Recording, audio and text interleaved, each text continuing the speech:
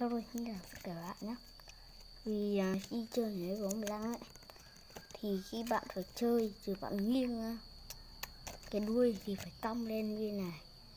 Để tôi dạy thì nghiêng máy bay ra như này nhá, về từ phi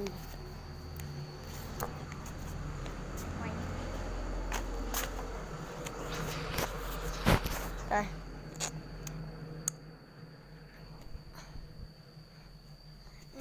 Thủ đoạn rất dễ dàng.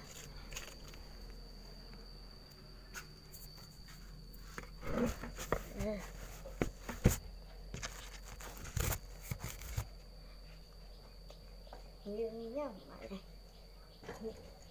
nghiêng